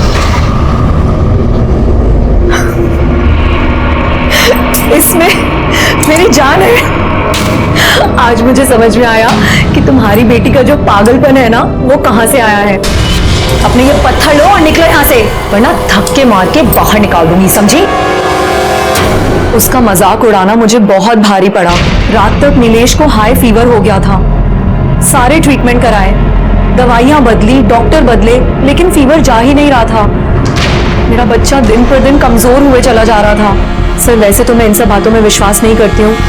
फिर एक दिन मुझे याद आया कि तेजस्विनी ने मुझसे कहा था कि मेरी जान उसके हाथों में है, और मेरी जान तो मेरे बेटे नीलेश में बसती है। लेकिन सवाल मेरे बेटे का था, इसलिए मैंने फौरन एक तांत्रिक को बुलाया।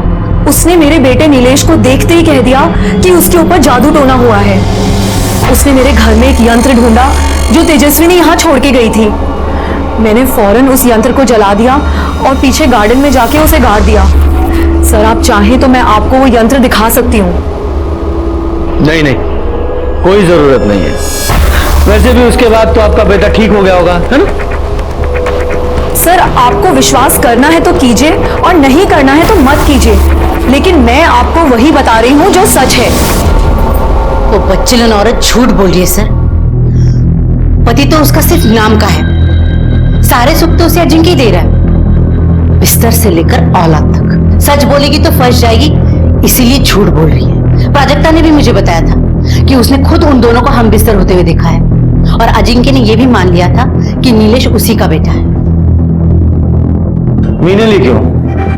आपकी बेटी भी तो झूठ बोल सकती है। सब हाथ धोकर मेरी बेटी के पीछे पड़े हैं। दूसरे बेडरूम में क्यों सोती है, कोई और पार्टी क्यों ज्वाइन की? सच बात तो यह है कि उसके खुद के पति ने उसे कभी पत्नी का दर्जा दिया ही नहीं। शादी के बाद भी उसे हमेशा इस घर से टॉर्चर ही मिला, और वो आज तक कायम है। किसी ने ये तो कभी नहीं पूछा।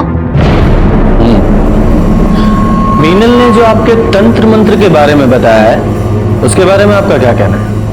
वो औरत बहुत चालाक है सर। मैं क्यों उसके बच्चे पर टोना टोटका करूंगी? रोहिणी भी तो कर सकती है। रोहिणी का तो वहां अक्सर आना जाना लगा रहता है, उसके लिए वो ज्यादा आसान है। लेकिन रोहिणी ऐसा क्यों करेगी? क्योंकि वो नहीं चाहती थी जो यशवंत मिश्रा ने किया वही अजिंक्य करे। कल को मीनल अगर नीलेश को लेकर हिस्सा मांगने आई तो हिस्सा भी गया और इज्जत भी। और हाँ, मैं कोई टोना टोटका नहीं करती सर, ईश्वर पर पूरी श्रद्धा है मेरी और अपने अध्यात्म के ज्ञान को बढ़ाने के लिए मैं महाराज विश्वकर्मा की शरण में हूँ, ना कि कोई क्राइम करने की।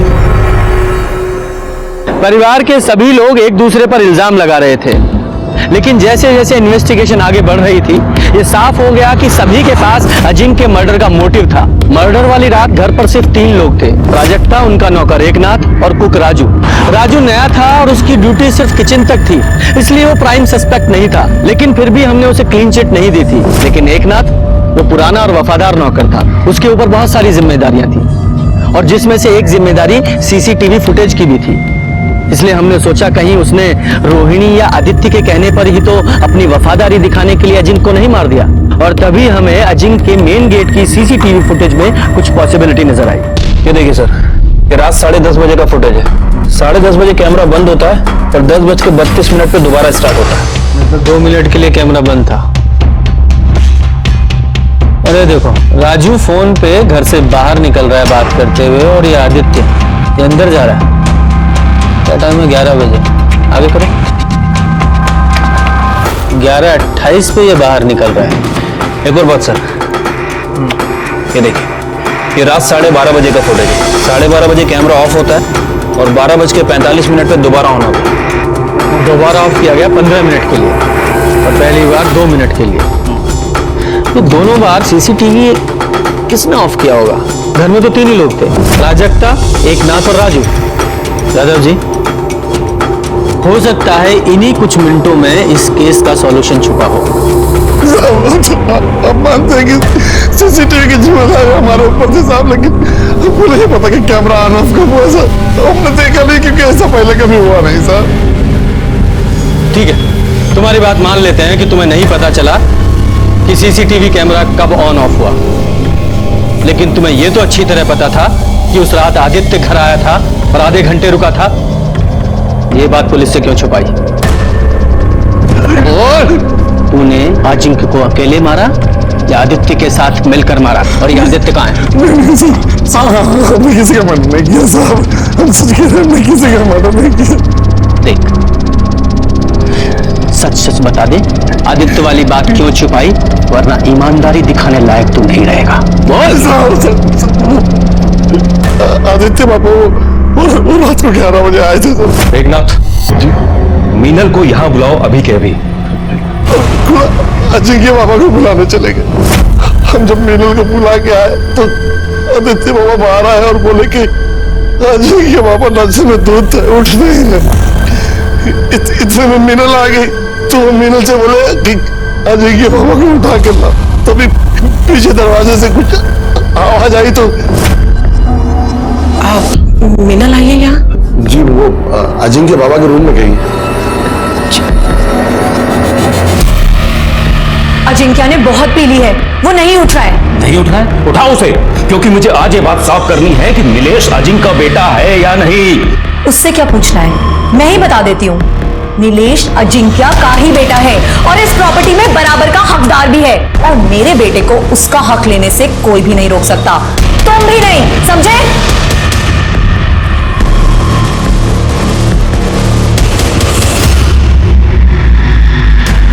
देखा आपने क्या कह रही थी वो? हाँ, जो कुछ भी आपने मेरे साथ किया है वो सब कुछ आपके साथ हो रहा है। तुम और तुम्हारा बेटा, तुम दोनों मिलके मुझे सड़क पे लाए थे ना, अब तुम्हारा नंबर है। क्योंकि ये तो दारू पीना छोड़ने वाला नहीं है और ये एक ढेला भी छोड़ने वाली नहीं है। यही है कर्मा, अब भुगतो। ये आदित्य के जाने के बाद रोहिणी जी ने क्या किया? कुछ नहीं सर, वो भी वापस लौट गई थी सर। साहब हमने कुछ नहीं किया सर। गुप्ता जी, सर इसे लेके जाओ और उसकी खातिरदारी कर लो। हमने कुछ नहीं किया सर, हमारी। यादव जी, रोहिणी और मीनल दोनों को पुलिस स्टेशन बुलाओ और इस केस की जड़ तक पहुंचने के लिए इस आदित्य का मिलना बहुत जरूरी है।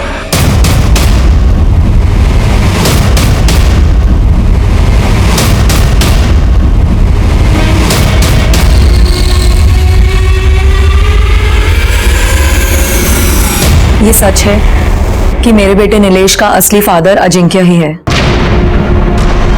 शादीशुदा होने के बावजूद मेरा अजिंक्य के साथ अफेयर था। मैं नहीं चाहती थी कि उसकी शादी किसी और के साथ हो। अजिंक्य के खाना खाने और सोने जाने वाली स्टोरी के अलावा 6 तारीख की रात को और क्या हुआ था? देखिए, एकनाथ मुझे बुलाने के लिए आया। उसने बताया कि आदित्य आया हुआ है और किसी इंपॉर्टेंट मैटर पे उसको बात करके आज ही उसे खत्म करना है। तो मैं पीछे के रास्ते से अजिंक्य के घर गई। आदित्य ने मुझे अजिंक्य को उठाने के लिए कहा। इतनी रात को मुझे यहाँ क्यों बुलाया है? मुझे तुमसे कुछ बात करनी है। मुझे तुमसे कोई बात नहीं करनी है। बाद में पछताने से अच्छा है कि अभी सब कुछ क्लियर हो जाए। जाओ जाके अजिंक्य को उठाओ। ठीक है। मैं अजिंक्य के रूम की तरफ जा रही थी तो प्राजक्ता के कमरे से मोटिवेशनल म्यूजिक की आवाज आ रही थी। मुझे लगा कि वो सो गई। अजिंक्य ने मुझे उसकी इस आदत के बारे में बताया था। मैं अजिंक्य के रूम में गई और उसे उठाने लगी। अजिंक्य, अजिंक्य उठो। मैं डर गई थी। मैंने आदित्य को आकर कुछ भी नहीं बताया। अजिंक्य ने बहुत पी ली है, वो नहीं उठ रहा है, क्योंकि वो इसका इल्जाम मेरे ऊपर ही लगा देता और मुझे ही फंसा देता। आप अजिंक्य के रूम में एग्जैक्ट कितने बजे गई? 11:15 बजा होगा शायद। 11:15। फिर? मैंने आदित्य और मीनल की सारी बातें सुनी। मीनल अचानक गुस्सा होकर वहां से चली गई। तभी आदित्य की नजर मुझ पे पड़ी। उसने आकर मुझे चेतावनी दी कि कैसे प्राजक्ता और मीनल दोनों मेरी जायदाद हड़पना चाहती है। फिर आपने क्या किया? कुछ नहीं। फिर मैंने रोहिणी जी को वहां आते देखा, लेकिन अनदेखा कर दिया और वहां से जाने का नाटक किया। आदित्य ने रोहिणी जी से क्या कहा मैंने ये भी सुना। आदित्य उसके बाद वहां से चला गया। रोहिणी जी एकनाथ के पास गई और बोली, एकनाथ, देखो तुम हमारे सबसे पुराने, सबसे वफादार, इसलिए मैं अपने दिल की बात सिर्फ तुम्हें बता सकती हूँ। देखो, हम ना पहले ही अजिंक्य की वजह से हमारे परिवार पे बहुत सारी मुसीबतें आई हैं। मेरे घर को बर्बाद होने से बचा लो। तुम अजिंक्य को मार डालो, खत्म कर दो उसे।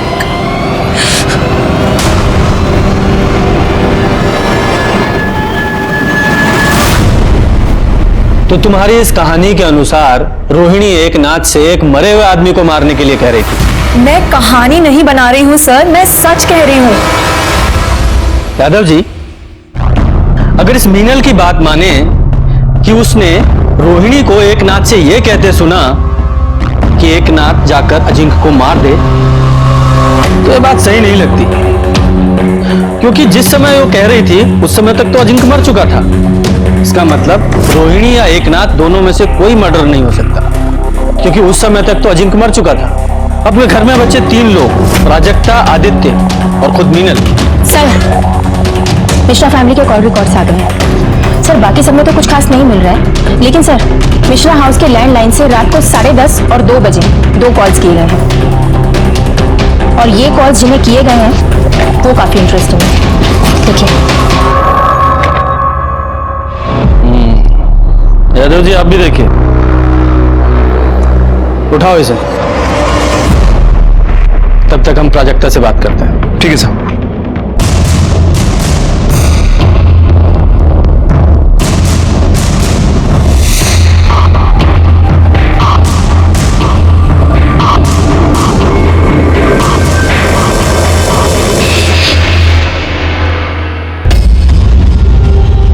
खाना लाए हैं।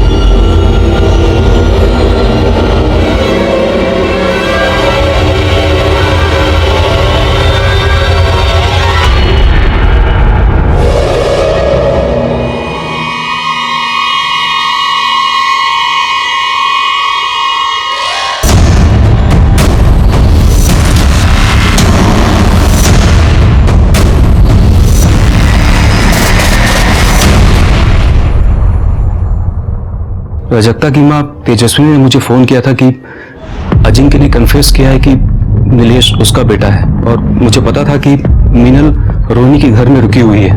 मैं मीनल और अजिंक्य से सिर्फ ये कंफर्म करना चाहता था कि नीलेश अजिंक्य का बेटा है या नहीं, और इस सिलसिले में मीना और रोनी ने आपको जो कुछ बताया है वो सच है, लेकिन ये सच नहीं है कि मैंने अजिंक्य को मारा है।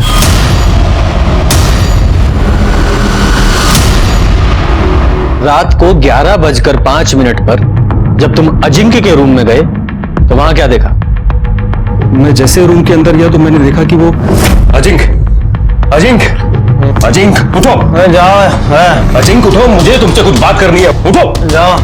अजिंक्य, उस रात मैं अजिंक्य के घर से अपने घर लौटा तो मैंने देखा कि मैं अपना अस्थमा का पंप अजिंक्य के घर में ही भूल गया हूँ। तो मैं इसे लेने के लिए रात को करीब 12:30 बजे उसके घर गया। तब मैंने सोचा कि मैं पीछे के दरवाजे से एक नाथ से मंगा लूंगा, लेकिन जब मैं वहां पहुंचा तो मैंने देखा कि घर का दरवाजा खुला हुआ था और प्राजक्ता अपनी माँ के साथ बाहर आई।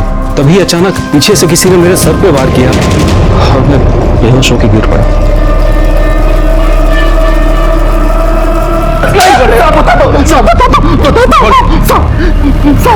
हम नीचे से जैसे मैडम को गाड़ी में इंतजार कर रहे थे तभी आदित्य उन पर किसी बात को लेकर चिल्ला रहा था। हमें लगा साहब कि वो उनको नुकसान न पहुंचा दे, इसलिए हम पीछे से गए और इन पर हमला कर दिया साहब। उनको वहीं बंधक बना के रखा साहब, हमने ये अपनी मर्जी से नहीं किया साहब। किसकी मर्जी से किया?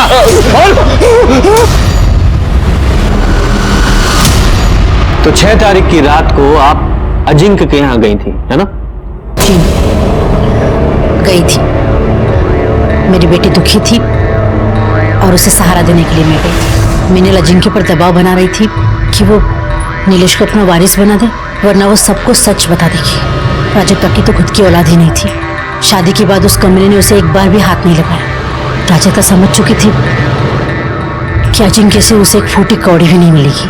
आप वहां कितने बजे पहुंचे? करीब 10:30 बजे। और वापस कितने बजे लौटे? 12:30 बजे। हाँ, इसका मतलब प्राजक्ता ने 10:30 बजे और 12:30 बजे सीसीटीवी कैमरा ऑफ कर दिया ताकि बाद में किसी को भी पता न चले कि आप वहां गई थी। 12:30 बजे जब मैं वहां से निकली, घबरा मत, किसी को कुछ नहीं पता चलेगा कि ये सब हमने किया है। और वैसे भी इस सारी प्रॉपर्टी पर तुम्हारा ही हक है। उस अजिंक्य को तो मरना ही था, नहीं तो वो मीनल और उसका पिल्ला सब कुछ हत्या लेते। अच्छा, तुम लोगों ने अजिंक्य को मार दिया, वो भी जायदाद के लिए? लेकिन ये जायदाद तुम लोगों को मिलेगी नहीं। मैं पुलिस को सब कुछ बताऊंगा। मैंने संतोष को कहा था कि उसे कुछ दिन के लिए बंधक बना के रखे। उसके बाद मैं उस पर मंत्र फूंकने वाली थी, उससे उसकी याददाश्त चली जाती और वो सब कुछ भूल जाता।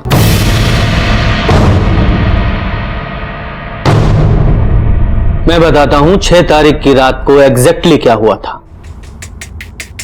अजिंक्य के खाना खाने और सो जाने के बाद तुम अपने रूम में गई। वहां से रोते रोते अपनी मम्मी को फोन किया, उन्हें अपनी दुख भरी कहानी सुनाई। उन्होंने आपको सलाह दी अजिंक्य को मार दो और उसमें वो तुम्हारी हेल्प करेगी। फिर अपने प्लान के मुताबिक तुम्हारी मम्मी ने आदित्य को फोन किया, उसे भड़काया और उसे अजिंक्य के घर आने को कहा। और उसमें अपना फोन वो अपने घर पे ही छोड़ दिया ताकि हम लोकेशन ट्रेस ही ना कर पाए। आपकी लैंडलाइन के कॉल रिकॉर्ड्स के मुताबिक रात को आपकी मदर के ड्राइवर संतोष को कॉल किया गया था। 10:30 बजे जब वो तुम्हारे घर पहुंची तो तुमने वहां सीसीटीवी ऑफ कर दिया ताकि बाद में भी किसी को पता ना चले। उसके बाद तुम माँ बेटी तुम्हारे रूम में चले गए। उसके बाद आदित्य वहां पहुंचा, तुमने देखा उसने वहां झगड़ा किया। तुम लोगों ने सोचा कि इस झगड़े का फायदा उठाया जाए और जब आदित्य अजिंक्य के कमरे से बाहर निकल रहा था उसके बाद तुम दोनों माँ बेटी उसके रूम में गए और तुमने अजिंक्य को गला दबाकर मारने की कोशिश की, जिस कोशिश में उसकी गर्दन की स्किन तुम्हारी नाखूनों में आ गई। तो फिर भी नहीं मरा तो तुमने तकिए से उसका दम घोट दिया। वो बेचारा विरोध भी नहीं कर पाया क्योंकि वो शराब के नशे में धुत था। उसके बाद तुम अपनी माँ को लेकर फिर अपने रूम में आ गई, आराम से लाइट्स ऑफ की, म्यूजिक चला दिया ताकि यही लगे कि तुम आराम से सो रही हो। उसके बाद तुम लोगों ने सबके जाने का वेट किया और 12:30 बजे तुमने वापस सीसीटीवी ऑफ किया और अपनी माँ को बाहर छोड़ने आई। तभी आदित्य वहां पहुंच गया और तुम यहां। यही सच है ना? लालच और नफरत अगर आसपास हैं मतलब ये जुर्म की दस्तक है। इसी के साथ मैं सीनियर इंस्पेक्टर रंजीत ठाकुर आपसे विदा लेता हूं। फिर मिलेंगे किसी नए केस के साथ। तब तक देखते रहिए क्राइम पेट्रोल दस्तक, क्योंकि मकसद बताना नहीं, बचाना है। जय हिंद। क्राइम पेट्रोल के ऐसे ही मजेदार एपिसोड्स देखने के लिए हमारे चैनल को सब्सक्राइब करें।